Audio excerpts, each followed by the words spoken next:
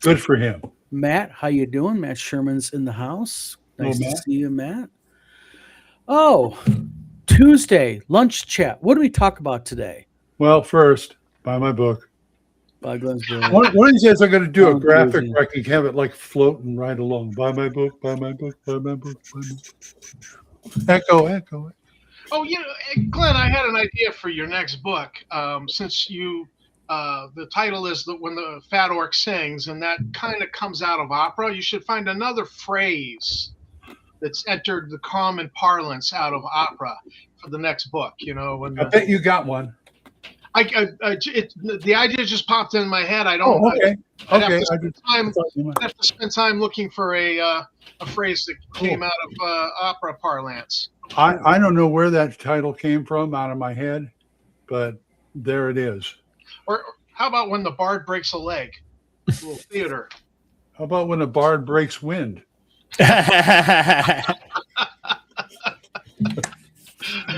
Well, shall we talk a little bit about Dan Frazier? Wait a minute, I got to write that down. Go ahead. Dan Frazier. Anyone know who he is? Who? Yeah, who I've is heard he? the name. He's the One Ring copier. Oh, really? Yes, he's the artist who painted over the One Ring. Oh, And nice. people are defending him, saying no, he didn't. And I can tell you right now, he copied over the image, just basically Photoshop it out, because when you do them top and bottom above each other, there's actually parts of it that he left in on accident. Yeah, he's definitely I don't know. I just don't think that he should be forgiven. Professional artists like that, he fucking stole somebody's work. Yeah, that's kind of a bad thing. Yeah. Yes. Show us a But- pic. But see, this is what I'm talking about right here. Come on. Restream is rocking it. Let's do this. Let's get to the side here. Uh-huh. If you take a look at this, you see how this is the original image. See how the elven writing is right here? Yeah. See it You right see it here? You know? Right. And then also you can see where he just tried to blur it out through here for this right here. And then the real one, the classic where it looks like an M right here. Uh-huh. There's no way that was on accident. You could tell it was done. He copied it. He photoshopped over it is what he did. Yeah. I don't understand why people do this type of stuff. I mean, people are basically wanting his ass, and I don't blame them. You're a professional artist. You're being paid by WotC to do this. And they're blaming Wizards of the Coast because I think they just want to hate on WotC. It's not WotC's fault. Yeah. No, people go, well, it's art director's fault. No, it's not, because the art director is not responsible for making sure you don't plagiarize. They're there to direct the type of art that they want, to make sure that you're following their vision and all that. I'm not saying he's not maybe he's a nice guy, but he came out and admitted what he did, but he only admitted it because he got caught. So let me ask Steve this, because Steve's he is a published author. You hire somebody to do artwork for your book. They do what this guy did, and then you get a cease and desist from a big corporation ready to sue your ass into oblivion. And what do you do? What do you do after something like that happens? Well, if I didn't know any better, I'd say I accepted it in good faith. I didn't know. Now that I know, I'm going to reject it. And you got to go talk to him because that's his fault. Right. Yeah, but you're selling the book and they're saying cease and desist. You got to pull your from the marketplace. It depends on Tom, on your agreement. If you have a written contract that absolves you of that type of thing, it's all in the contract. That's why good contracts are important in this type of stuff.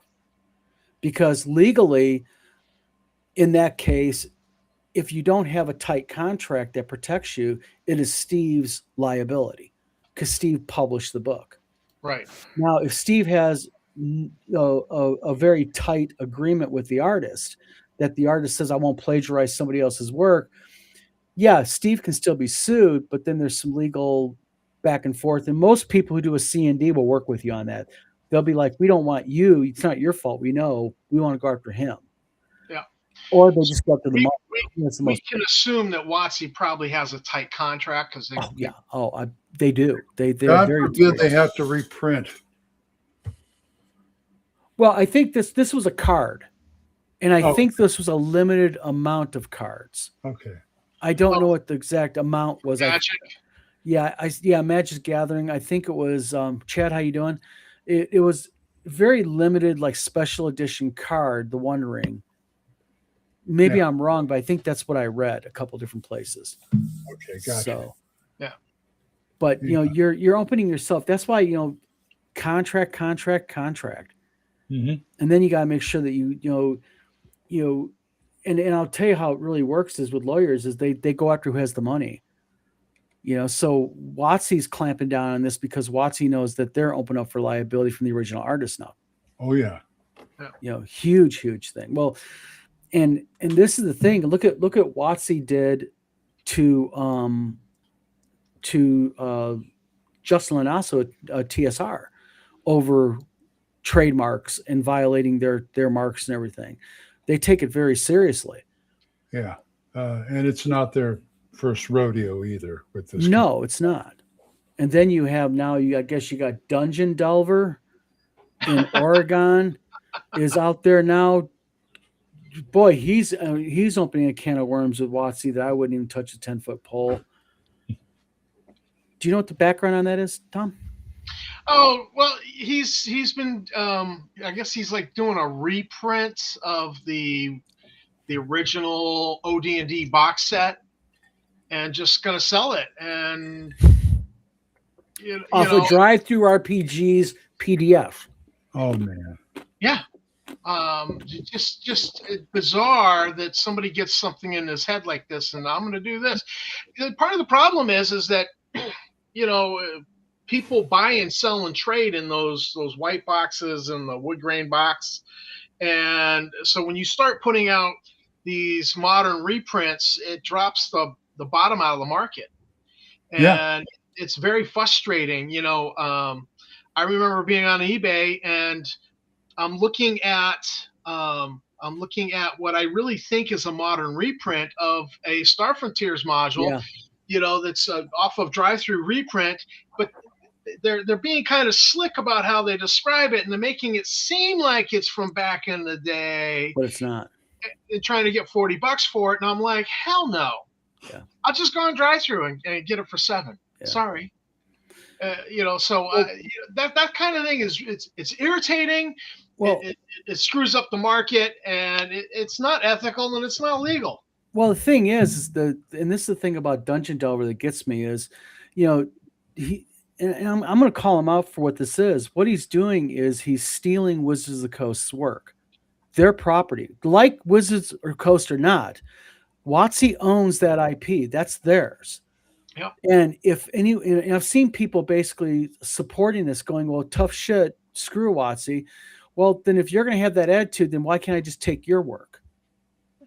No, it's different because now I'm picking on you, type thing. Mm-hmm. And what Dungeon Delver's doing is number one, he's running risk of being sued. He obviously has not done his due diligence on what Wizards of the Coast to the extent that they're willing to go.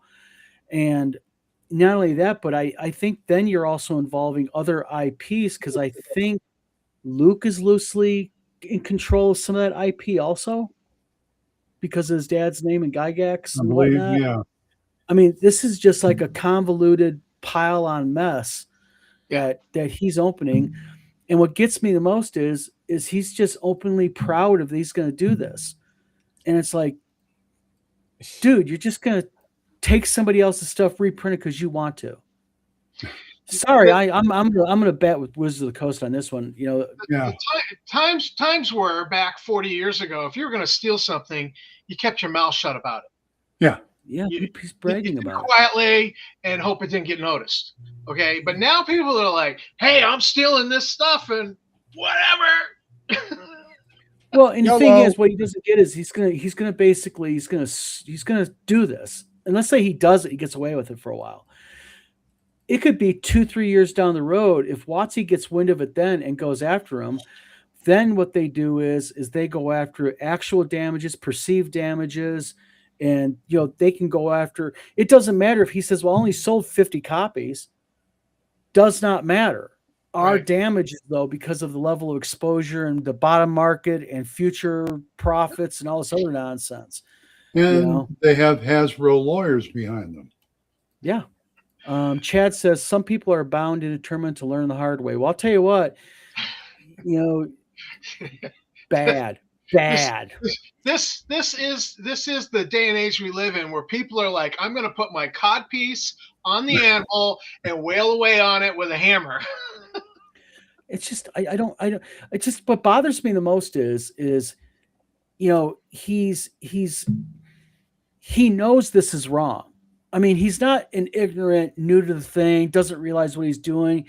He knows this is wrong. He knows what he's doing is it runs the potential of getting him sued. And I'll guarantee if some entity goes after him in court, he's going to get online and play the victim. Yeah. It's like, you're not the victim here, dude. I don't care if the company is a multi-billion-dollar company. You're stealing their IP, their work, their property. Mhm. It's like me going online going, I'm going to create me a YouTube channel called Dungeon Delver. He'd be mad, right? Yeah. I mean, what's wrong with me creating the dungeon, changing the volume of things to Dungeon Delver 2.0? Well, he would be the victim. He's mad because I'm using his property. Mm-hmm. In the day and age when you had new TSR squatting on and they didn't learn from the previous folks who had tried to squat on Star Frontier's IP, and we're bringing it back. That company got a C&D and then they dropped it. And the fact that WotC actually litigated the whole new TSR BS to the point because the reason why they did that is because they served Lanasa with a C&D. They did. Yep. And Lanasa countersued. He didn't even countersue him. What he did is he sued them first, thinking that they would not fight him because of Gygax was involved, because he had Ernie part of the company. Miscalculation, big time. Well, he should have had a better Gygax involved, number one. Well, not only that, but as Venture Satana says, surprise, motherfuckers. It was a little problematic. And there was a lot of people out there who thought, he's got a Gygax behind him, but it's Ernie, and a lot of people thought, you're taking advantage of Ernie. We don't like that. Yeah, and to an extent he did. RPG Grandma says, someone being a jerk, not being cool. RPG Grandma, Dungeon Delver, who is an online vlogger, I think you know who he is. He announced the other day, I guess, that he is going to be putting out the white box set, which is basically he's reprinting from Drive-Thru RPG PDFs, and he's going to rebox them and sell them on a retail level, which is not good. Question. If he's going to just reprint from the Drive-Thru RPG PDF, is it still going to have the little watermark that lists his name in the corner? Well, if he has the right software, he can remove that watermark easy. Okay. Yeah, but I mean, does he strike you as the type of person who's going to be that thorough and that careful? No. Well, evidently he's really the smartest cookie in the book to even think of this scheme. I mean, holy cow, that's not a smart thing to do. And I really hope he rethinks this, because he's the guy that Hovermail does his live streams for gaming with. What a combo, Nice. Yeah. So I don't know. I just think I just think it's not cool at all when you start. I don't care who the company is. Taking other people's IP is not cool at all. Yeah. And Hovermail, there's a name I haven't heard in a long time. Yeah. Sherman goes, he gave some away and donated some to cons to use in fundraising auction. Yeah, but the thing is, that's the whole point. You don't have the right to even give it away for auctions to sell, because when you buy that single use, when you buy a PDF from Drive-Thru RPG, that's a single use license. Yeah. So if I buy, a 5e manual, I can give it to Tom for Tom to have and play, but I can't give it to Tom for Tom to auction off and make a profit off of, even if Right. it's for Well, charity. even if they do up a nice reprint and they give it for an auction and it auctions off for $1,500 or $2,000, and the people at the auction think that it's legit, that's wrong. Well, then you get into things like, well, that's fraud. Because how's he marketing it? Because I think I'm bidding on a geez, just look at this box set, this pristine. I think I'm bidding on an actual pristine box set from 50 years ago, and I'm not. And that's I don't want to be shelling out that kind of money. Well, it's like you mentioned eBay yesterday. Well, you said this earlier a few minutes ago about eBay, and I've seen this before where you look at someone's eBay auction and they've got, if it was an original, it would be a really high priced, rare module, but it's a reprint off a drive-through RPG. But the way they photograph it and the way they word it, they're very careful where you can't go back on them with eBay. So it's just basically sucker, And eBay's almost a buyer beware type of situation. Could be. RPG Grandma is clarifying this. She says, my understanding is he is printing the box, but the individual must buy the reprint. But even if he's printing the box, he's still printing IP protected packaging. Yeah. Well, RPG Grandma says presumably it'll be marked, but the thing is, even if you mark it, you don't have a license to print it, even if it is marked. Mm-hmm. Unless he goes to Wizards of the Coast to get a That's license. the deal. And there's not going to happen. Ain't no ways they're going to do that. Well, yeah. After you make an announcement, you're going to steal from Wizards. Then you try to go to them to get a license. Probably not so much, right? It's always is this internal scheming. It's always this, like RPG Grandma just mentioned. His fix to this is, and thank you for clarifying this, RPG Grandma. He's going to go ahead. He's going to just print the box. Then you go ahead and you buy the books, and you can have a cool thing. Well, you're still printing the box, which is protected. And what stops people from fraudulently taking that and trying to sell it in the secondary market? Yeah. For being legit. I mean, I was approached a while ago. I mean, this was back in 2021 by a certain company that talked about reprinting the white box and wood grain sets and asked me, could I do it? And I said, I can do it, but I'm not going to. There ain't no way in hell I'm touching that shit.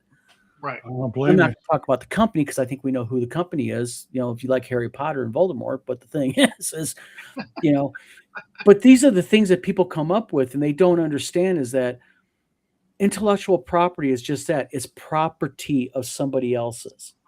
Well, there's some people who just misinterpret the license where they've ruled that mechanics cannot be copyrighted. So they think, everything cannot be copyrighted. So I'll just take everything and reprint it. Well, that's why it works. That's why WotC owns the term IP is protected as Dungeon Master. Yeah, they own that. I didn't know that. But Game Master is open. Anyone can use Game Master. Yeah. But what they get around the mechanics is they trademark certain terms within the rule sets, which are done in a certain way that basically prevents you from, presumably redoing it. Mm-hmm. It's the same box that Burroughs and Borderlands uses. I don't know what. Like I said, Eric mentioned it to me and Tom in chat.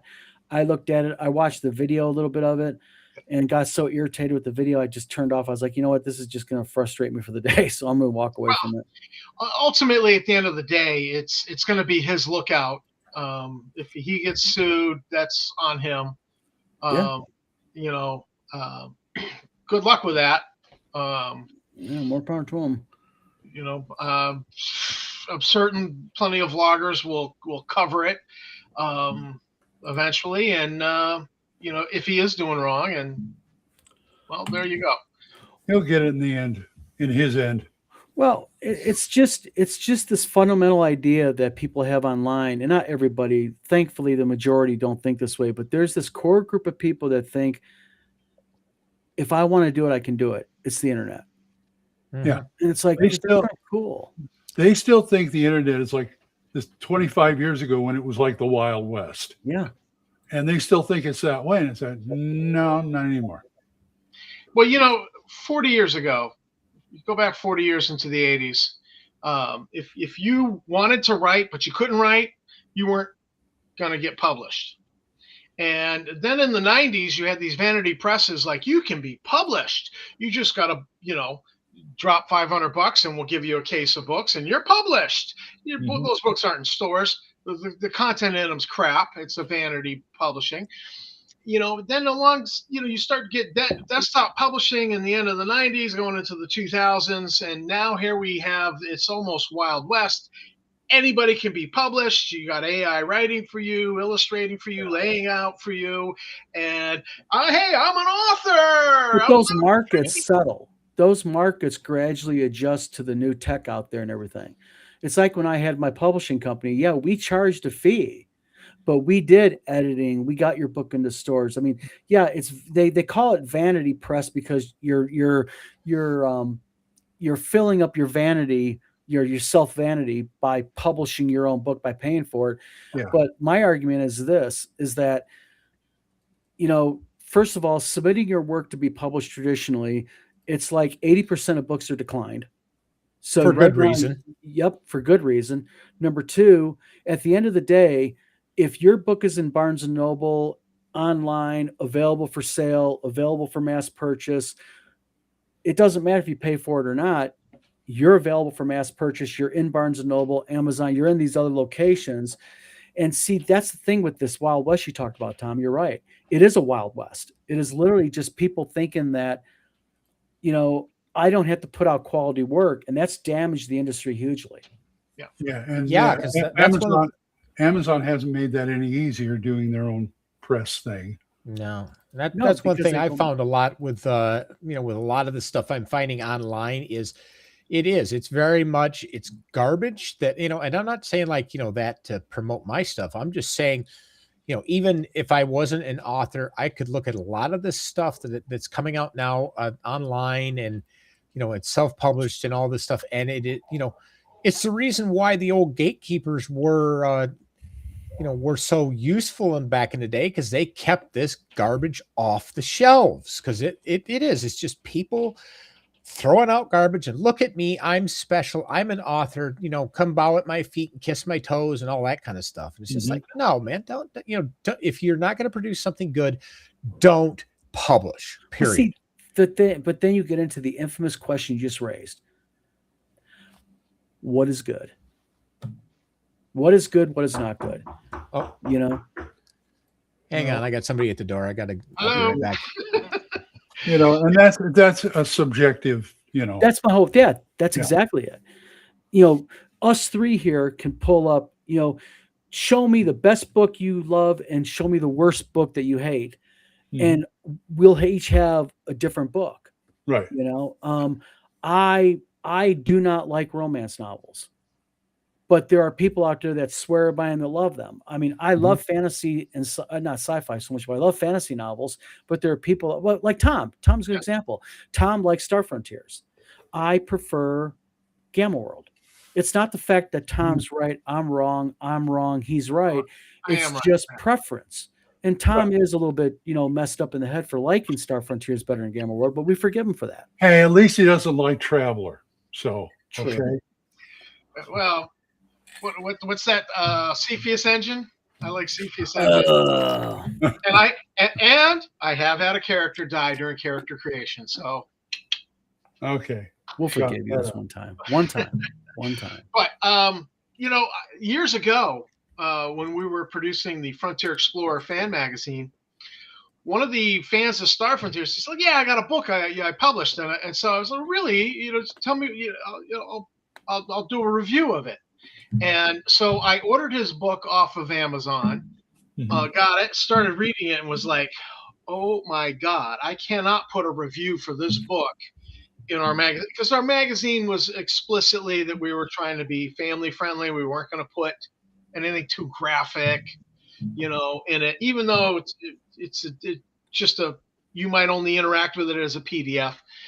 Right. This thing was so horrific. And so I tried to give him some feedback, and it broke our friendship. Wow. But see, there's the whole key here. is I would much rather you tell me, okay, it's okay for you to say, Don, I don't like your book. I respect that as long as you follow up to my question and say, Tom, what don't you like about it? Just don't say, I think your book sucks. Fine, you do. But tell me, what is the parts that you don't like about it? What are the things that are wrong with it? Because I take it as a learning curve. I can learn. The rape scene in chapter 1. Oh, yeah, that'll do it. Yeah. Right there. Yeah, I'm like, right there. I can't put this in the magazine because it goes against the rules we laid down. Yeah. And the other editor was just as religious as I am, just in a different group. Mm-hmm. So I just knew it was a non-starter for him, and it was definitely a non-starter for me. And at the end of the day, you don't want to lose readership and following because people have bought into what you're doing with a fan magazine. So they're like, what the hell is this crap you're putting in here now? Well, This see, magazine used to be good, but now it's you're recommending books with rape and. But that's the thing, though. That the whole point is this, though, is, there's nothing wrong with books that involve rape, in the sense that let me follow through with this, because I just made a big statement here. Is, when you've got a book that what your audience is, like as an example, I have a book called Soccer Mom. It's a murder mystery. Mm-hmm. But the thing is, the victims of the killings are children. Okay. I did it based on a true set of stories that were happening in Calhoun County back in the 60s. Mm-hmm. But I changed it up. Now, am I recommending that book for the 9th grade reading club at the local junior high? No, I'm not. But for people who like murder mysteries that are liking that more realistic, that's great for them. But, well, let me back this up. I mean, I watch, SVU, Law and Order SVU, and they Mm-hmm. have rape in there. It is a topic, Mm-hmm. but it is not. If what was in this book was, if you had filmed it, it would have been graphic porn, Mm-hmm. like of the most brutal sort. Right. And that's the other thing. I mean, how realistic do you want to get? You don't got to go through every single graphic part of it. It's like with mine. I know I'm involving children. Okay. Yeah. I don't have to get into the nut and gritty of what happened. I can kind of overtly cover it in general. You get the idea what's happening, and you basically can move on with the story. Certain people, and RPG Grandma says this. She has family-friendly fan mag can't put certain things in print or support. Now, a Chult fan mag might be different. Yes, Venger Satanis. Well, Venger Satanis is a self-admitted. He's kind of like the shock jock of RPGs. He has his audience. Is it something that I would like to play? Yeah. From everything I've read of his, he's very talented at what he does, but it's just not my cup of tea. He's very smart. He's a very nice guy. If you talk to him, to have a one-on-one conversation with him, very smart guy, very great to talk to, very polite. I enjoyed conversations I had with him. Everybody says that about him. I just can't go where he goes in the gonzo shock jock kind of RPG. I don't blame you. Not my cup of tea. Yeah, and the thing is again, this is the whole thing I tell authors all the time with writing is, there's nothing that is, there's no such thing as a bad book to be published. What it is you're a bad author if you don't take the help that's offered to you. Listen to your editors. Listen to your feedback from your test readers. If you've got 5 test readers and every single one of them have a problem with some things that are happening in chapter 1, you might want to look at chapter 1. Mm-hmm. Yeah.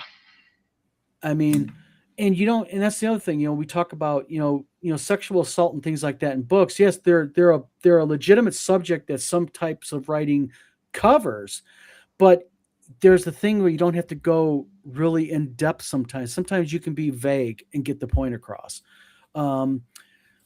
Chad says, it's also a matter of how the subject is handled. Is it treated in a mature, thoughtful way, or is intended to titillate and fetishize the subject? Exactly. You all right, Steve? Yep, I'm good. Okay. RPG Grandma says, Venger is a good person, but shock TTRPG. Exactly. So, Well, you gotta have at least one person out there who is the Howard Stern of the RPG space. Yes, and then you have people like Steve who just don't understand the basics that lizards can't purse their lips. Oh, Steve, how many years ago was that? What was that, like 10 years ago, 15 years ago? That Something was? like that, yeah. Well, I just found another NPC for my second book, a talking lizard that pursed its lips. That's right. Steve got hit pretty hard by that reviewer too on that. That reviewer was upset. Wow. How dare you try to do something that isn't realistic? RPG Graham makes a good point. RPG Graham says vague is sometimes better. My dad used to say this about the sexualization on TV and such. My dad used to say that, for him, a woman who is scantily clad is far more sexy than a woman who is butt ass naked. I've heard Because that it a lot. leaves you kind of to your imagination. I think that the same theory with writing is when you write, you can get to your point, and sometimes being vague is even better because you're not giving that reader quite as much as they want, and it makes them want to read on. Yeah. Mhm. So it's all just subject matter. Always hold a little back. For Yes. next time. Always hold a little back. So speaking of, it's just kind of a general question. Steve, we'll go around the proverbial table here. What are you currently working on? What's happening in Steve's world as far as writing and books and such? Well, I'm working. I'm finishing posting. We'll be finishing posting over the next 2 weeks. The rest of Mage Fall 1 over at Royal Road and Scribble Hub, and then I'm also working on the follow-up book for that. I'm right now. I'm just building the initial stories for it, so that's probably not going to be ready until fall. And I've got Vessels of Power still sitting in the background. I've got to get book 3 ironed out because right now it's an absolute book 3 is an absolute bloody nightmare. Of course, that's initial draft. Once that's sorted out and I get book 2 happy, then I'm going to go ahead and finish book 1 and try to have it out by August or September of this year. Good deal. Glenn, what about you? Well, like I said, I'm promoting my first book. The second one is I've got pretty much a basic, start the book type thing in my brain. I'm trying to get myself back into the fugue I did when I wrote the first book, which is basically just write the damn thing and just, I know I'm going this direction. Well, let's go this direction and not worry about it and try to make it. I was going through when I was doing this, it was like, okay, I'm going this direction. Got to make it make sense. Got to make it make sense. And it made sense in the end. And it's like, well, work in progress. Let's see if it happens again. Good deal. Like that. Plus, I got another Apple Pencil, and I'm going to be studying digital artwork. Nice. On Procreate. So nice. Tom, what about you? Well, actually, Tom Stevens, who runs a server out of his own home, who has kept Star Frontiers websites up on the web for years through his generosity, just managed to figure out what was going on with the starfrontiers.us site. Real quick, can I guess?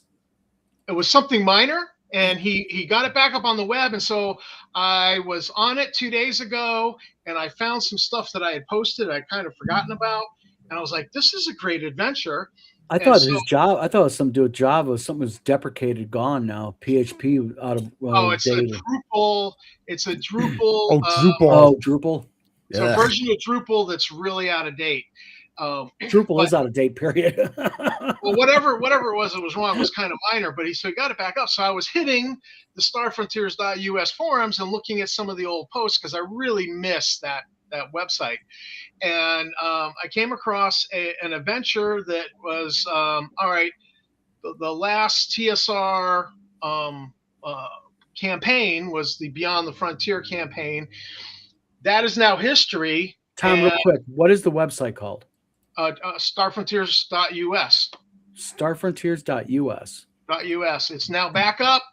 Tons of great content. So I made 2 posts, and I was like, this is a great campaign. And so I actually spent yesterday the entire day writing it up getting Gemini to do the science and the math for me on population numbers. All right, if there's 100 people starting this outpost, it's 80 years later. What's the population? Have it do the math, because I don't do good math. Yeah, it's definitely a dated website, but I bet you this is just a treasure trove of info in here. God, there's so much there. So I actually have a module. I'm like 90% done, and I know what I'm doing with the last 10%. And I was working on that today, but then this show interrupted. Of all things. Dun, dun, dun. Oh man. So it's a Star Frontiers Alpha Dawn Nighthawks campaign adventure. And my working title is On the Edge of the Expanse. Nice. So, well, good. So RPG Grandma's an old hand at that website too. She collaborated with me many times on the magazine. Nice. High respect and appreciation for RPG Grandma. Well, it sounds like everybody's busy. That's a good thing. Well, trying to stay busy anyway. Mm-hmm. But so good. We got this because I remember before it was all messed up, but it seems like it's working pretty good now. Yeah. And looking at the last post in the open discussion, the last post was made 18 years and 39 weeks ago. Whoa. The first post was made, and the first post on that website was this. Sure. It said, frown, frown, frown, frown, frown, frown, frown. That's all it is. August 7th, 2007 at 7:11 a.m. This is for .us? Yep. I don't think the last post was made 18 years ago. No, the first post. The first post. 18. Okay, yeah. You have general forums. I'm looking at it right now. The general forums, I went to the first post all the way back, and it is literally frown, frown, frown, frown, frown. It's like almost he's testing it probably. Yeah, it was such a great place to collaborate with, because people would talk about something and then you give your perspective, somebody else would chime in. And I just ate all that up because I would steal from everybody's ideas and then come up with new stuff all the time. And since that website is just kind of dated and old and nobody goes there anymore, I'm forced to. But why? Brainstorm with, one, because it's slow. Well, it's on old code. But if it's old and it wasn't working, that's probably why people stopped going to. But people know it's working now; they probably start using it again. Well, there was this evolution where people just started going to where's Eric? Discord. Discord, yeah. Yeah, they're going to Discord and Facebook more, and it just got slow, and it was near impossible, I guess, for the full site to be done to a more up-to-date code and keep all the old features. And Nice. And I was pretty adamant that I wanted certain features kept that I really liked about that site. Well, I mean, the thing is it's people like those are just treasure troves. That website is should be archived. It really needs to be protected and archived. And those databases should really be backed up and just locked where people can't get into them unless just to view them, Yep. because that's those websites are just gems. Yeah. Yeah, because just bouncing around 2 days ago, looking at it caused me to go, oh, hey, look at this content. RPG Grandma. I love you. I agree. I hate Discord also. It is I don't like it. I like old fashioned web forums. Yeah. But the thing is, again, web forums are only as good as the moderators. That's right. So, but other than that, it's 1:40, just a lunchtime little break in the afternoon. It certainly is. We could probably get scooting now. We've got, now I'm thinking of you got me thinking about your old Star Frontier. You got me thinking about the old TSR Marvel website. Ooh. Yeah. Is that still around? It's still around, believe it or not. All the books are there. You can download them. Wow. And Where at? What's the website? I don't remember the just Google. That's what Google Google it. for. That was part of the screen when we moved it. Yeah. Geez, I got to do everything for you. Hey, Please. Mossa. Can I have some Mossa? So, I'm doing that. I'm doing but that. yeah, but it's basically Star Frontiers, Join the Revival. It's It's classicmarvelforever.com. what is it again? Sorry. Classicmarvelforever.com. Here it is. And still there.